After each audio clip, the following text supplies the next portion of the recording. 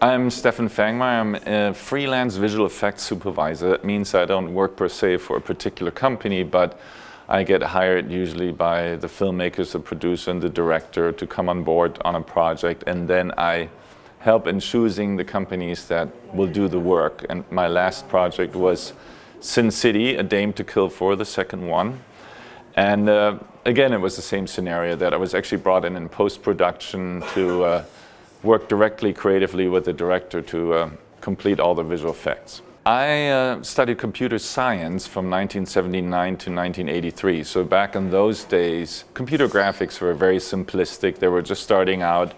But yet to me it was the most interesting to actually make images with a computer. So I did that and took a lot of computer graphics courses at that time, but essentially learned how to program, and even understand operating systems and all those things, and then slowly progressed into working for companies. The first one was digital production, which did The Last Starfighter. Many of you probably don't know that film, but it was kind of revolutionary. And then I also did a lot of scientific visualization. That means I moved from digital productions to a supercomputer center in Illinois near Chicago, where I worked with scientists who were doing computations on a Cray supercomputer. And I would help them turning that data that the Cray generated into images, into little scientific films. And from there, I moved in 1989 to Mental Images, which was a small company in Berlin that did some production of commercials and industrial films and such, but also was doing software development. And that company created Mental Ray, which is a very popular rendering software, or used to be, and it's fading away a little bit. And then in 1990, from Berlin, I moved to Industrial Light and Magic to start working on Terminator 2.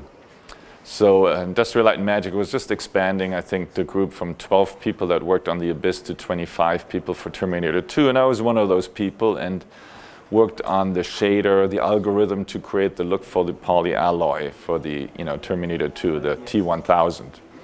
And from there on, I did many projects and slowly progressed from being just an artist working, then a graphics supervisor, slowly worked up my way so that by the time Twister came along, it was my first visual effects supervisor position. And I essentially worked there until 2005, early 2005, when I left the company to direct Eragon, a movie for 20th Century Fox. And once I was done with that and didn't get another film right away, I decided to not necessarily go back to ILM, but to become freelance. So that was an interesting transition. And I have since gotten used to it and really enjoy the freedom of picking and choosing the projects and working with different people in different environments, different settings. For Wanted, for instance, I worked in Russia, in Moscow with different visual effects companies. Again, for Sin City 2, I worked as a contractor, consultant for Prime Focus. So it's interesting, it makes it sort of more entertaining than working at one company all the time.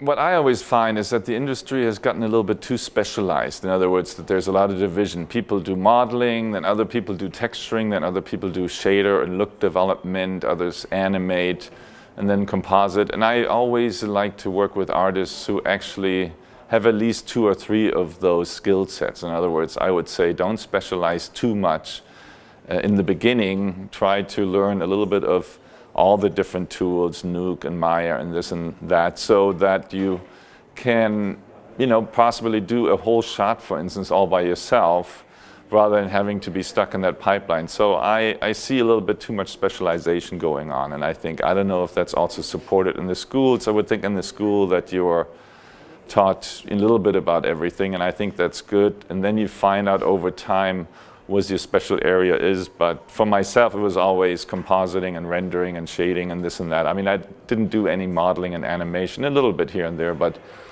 so you will find out what you're really good at and how you work in a production pipeline and all of those things. Just have an open mind in terms of what particular way any company is doing it, because the companies are all doing it slightly different.